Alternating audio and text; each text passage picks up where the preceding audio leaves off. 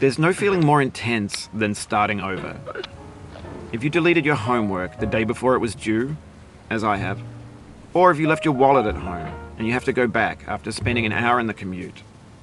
If you won some money at the casino and then put all your winnings on red but it came up black. If you got your best shirt dry cleaned before a wedding and then immediately dropped food on it. If you won an argument with a friend and then later discovered that they just returned to their original view. Starting over is harder than starting up. If you're not ready for that, like if you've already had a bad day, then what you're about to go through might be too much. Feel free to go away and come back. I'll be here.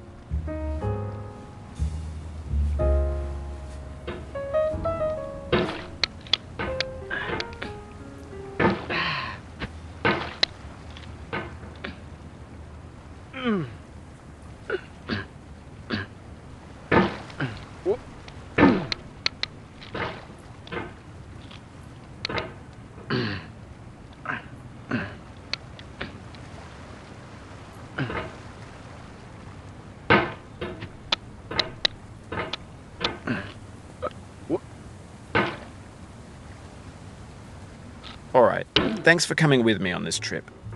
I'll understand if you have to take a break at any point. Just find a safe place to stop and quit the game. And don't worry, I'll save your progress, always, even your mistakes.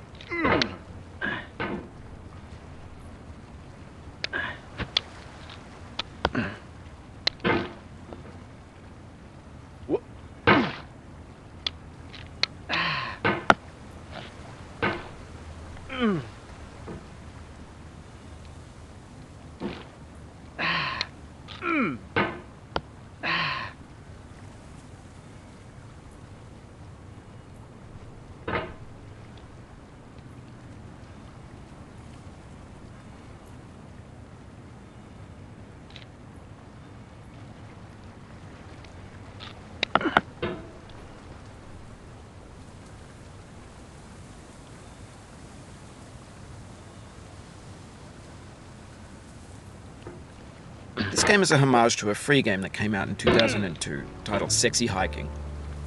The author of that game was Jazzuo, a mysterious Czech designer who was known at the time as the father of B games. And B games are rough assemblages of found objects. Designers slap them together very quickly and freely, and they're often too rough and unfriendly to gain much of a following. They're built more for the joy of building them than as polished products.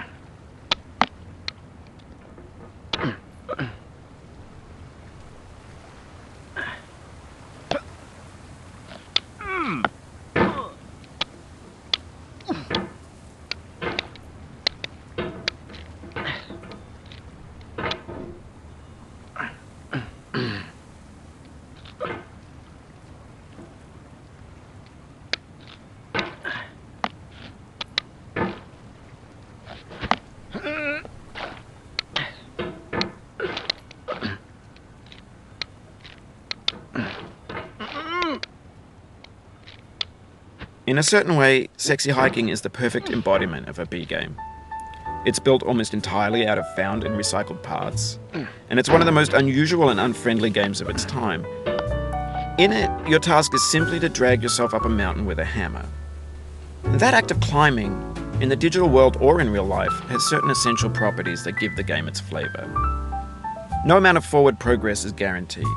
Some cliffs are too sheer or too slippery, and the player is constantly, unremittingly in danger of falling and losing everything.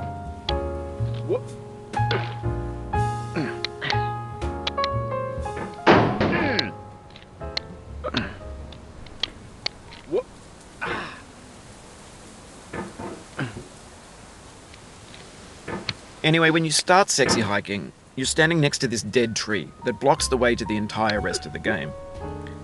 It might take you an hour to get over that tree, and a lot of people never got past it. You prod and you poke at it, exploring the limits of your reach and your strength, trying to find a way up and over. And there's a sense of truth in that lack of compromise. Most obstacles in video game worlds are fake. You can be completely confident in your ability to get through them once you have the correct method or the correct equipment or just by spending enough time. In that sense, every pixelated obstacle in Sexy Hiking is real.